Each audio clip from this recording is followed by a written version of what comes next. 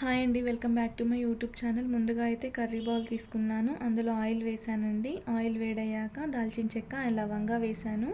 Next అయితే cut చేసిన ఉల్లిపాయ ముక్కలు అండ్ పచ్చిమిర్చి ముక్కల్ని కూడా వేసాను.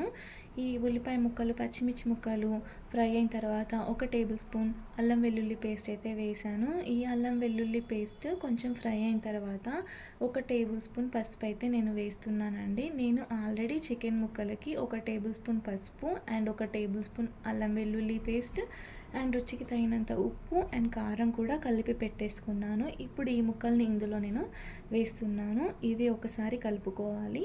ఇందులో అయితే ఒక చుక్క కూడా నేను వాటర్ అయితే వేయలేదు. ఈ ప్రాసెస్ మొత్తం కూడా స్టవ్ని సిమ్లో పెట్టయితే చేశాను. డీప్ ఫ్రై కాదండి, ఇది ఓన్లీ ఫ్రై కదా. సో ఇది ఉడికిన తర్వాత లాస్ట్కి గరం మసాలా అయితే వేసానండి. నెక్స్ట్ అయితే కొత్తిమీర కూడా వేసాను.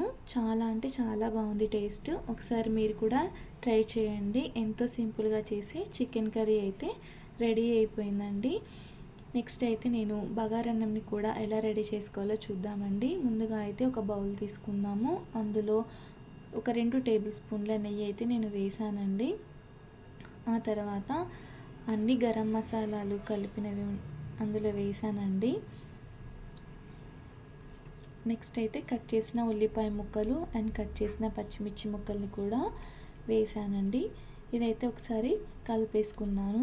ఈ ఉల్లిపాయ ముక్కలు పచ్చిమిర్చి కూడా కొంచెం ఫ్రై అవ్వాలండి. ఫ్రై అయ్యేంత వరకు ఒకసారి మనం కలుపుకుందాము.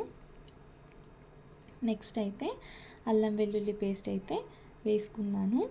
ఈ అల్లం వెల్లుల్లి పేస్ట్ కూడా కొంచెం ఫ్రై అవ్వాలి. ఆ తర్వాత పుదీనా కూడా యాడ్ చేశానండి.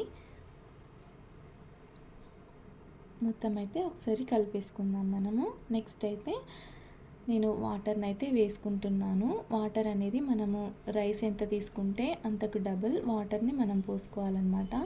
నెక్స్ట్ అయితే అందులో రుచికి తగినంత సాల్ట్ని కూడా వేసాను. ఇదంతా ఒకసారి కలిపేసుకోవాలండి. కలిపి మూత పెట్టేసుకున్న తర్వాత ఒకసారి ఇది మసిలేంత వరకు కూడా అలాగే ఉంచిన తర్వాత కొంచెంగా రైస్ని అయితే అందులో వేసేసుకుందాము. మొత్తం అంతా రైస్ అలా వేసేసుకున్న తర్వాత ఒకసారి అయితే మనం కలుపుకుందాము. కలిపేసి మూత పెట్టేద్దాం. అంతే అండి, సింపుల్గా బగారా రైస్ రెడీ అయిపోయింది. ఈ వీడియో మీకు నచ్చినట్లయితే లైక్ చేయండి, షేర్ చేయండి, కామెంట్ చేయండి. బాయ్ అండి, థ్యాంక్ యూ.